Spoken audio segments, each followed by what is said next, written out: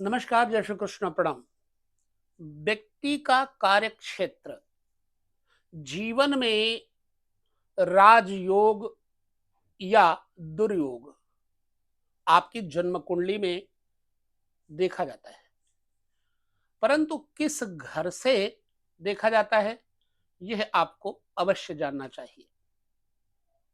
जन्म कुंडली में तीन तो मूल त्रिकोण कहे गए हैं और चार केंद्र कहे गए हैं, जिसमें मूल त्रिकोण की संज्ञा लग्न, पंचम और नवम को दिया गया है। केंद्र संज्ञा लग्न, चतुर्थ, सप्तम, दसम कहा गया है। इस प्रकार जन्म कुंडली में यदि चार केंद्रों में से कोई मूल त्रिकोण के साथ तालमेल कर रहा हो ग्रह, तो समझना चाहिए कि उस जातक को उस विषय को लेकर विशिष्ट लाभ होगा। जैसे हम चर्चा करते हैं, आपका लग्न का स्वामी केंद्र भी है, मूल त्रिकोण भी है। यहां का स्वामी शुक्र यदि मूल त्रिकोण के स्वामी बुध के साथ कहीं भी बैठकर तालमेल करेगा तो आपको किन किन चीजों का लाभ होगा। पंचम भाव विद्या, योग्यता, आंतरिक शक्तियां, देव उपासना, इष्ट साधना, सिद्धि, बैंक बैलेंस, लॉटरी, जुआ सट्टा, इन सब चीजों का बोध कराता है।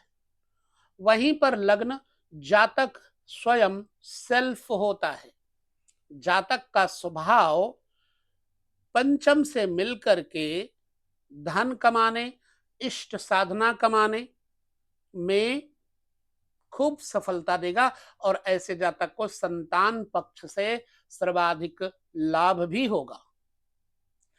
पब्लिक का स्नेह जन्म कुंडली में यदि चतुर्थ भाव, पंचम भाव, दोनों भाव के स्वामी, जैसे यहाँ चतुर्थ भाव का स्वामी सूर्य है, पंचम भाव का स्वामी बुध है, जब ये दोनों सूर्य और बुध कहीं पर बैठे होंगे तो ऐसे व्यक्ति को सुख पब्लिक से, राजनीति से समुचित रूप से मिलता है और यह व्यक्ति अपने क्षेत्र का मुखिया, नेता के रूप में माना जाएगा।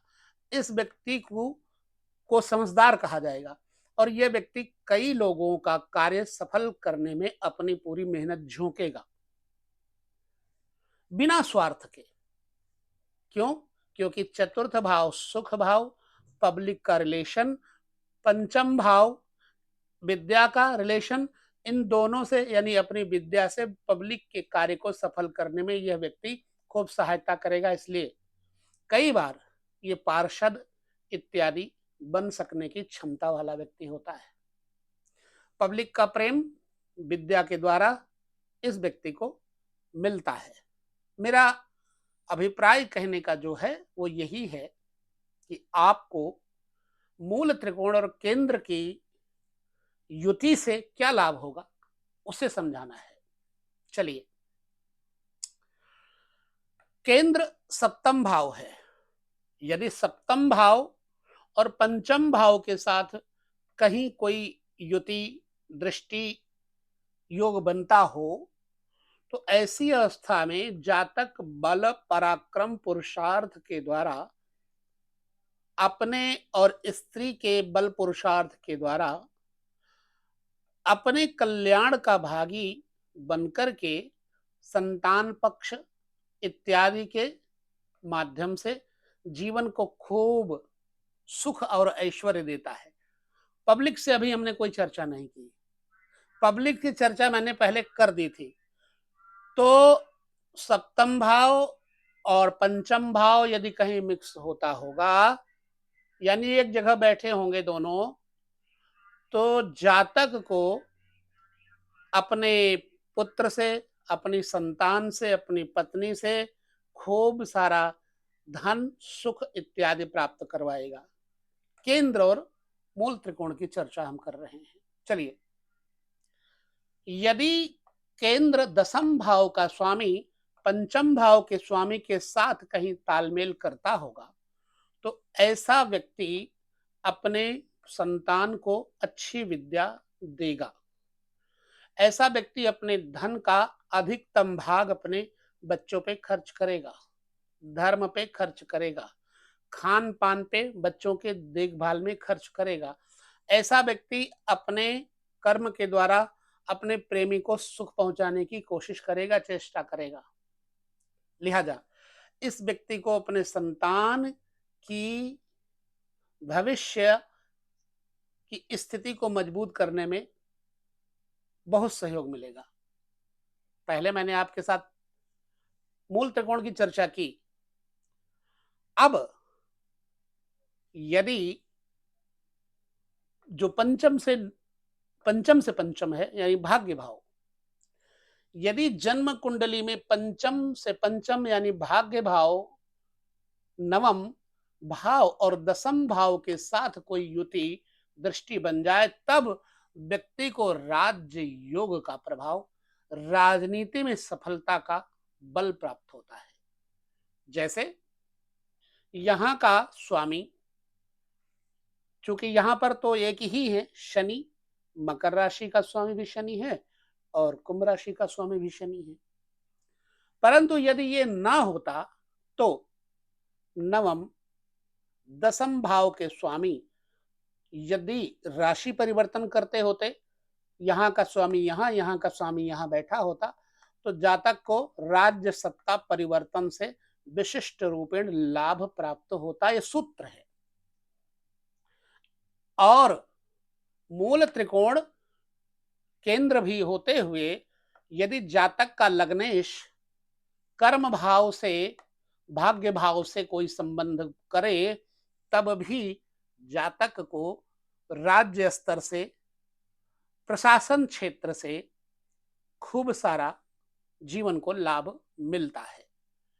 तो अभिप्राय कहने का क्या था मेरा कि मूल त्रिकोण, राज्य स्तर, पुत्र संतान इत्यादि के लिए जो केंद्र हैं, यदि वो मूल त्रिकोण के साथ कोई संबंध बनाए तो जातक को किस प्रकार से सर्वाधिक लाभ दे सकते हैं। अब इस बात को आप समझने के बाद किसी की कुंडली देखिए और देखिए क्या उसका मूल त्रिकोण का स्वामी चतुर्थ के साथ संबंध करता है। मूल त्रिकोण का स्वामी लग्नेश केंद्रेश भी है, पंचम भाव के साथ होकर के जो मैंने फलादेश बताया, क्या वैसा कुछ होता है।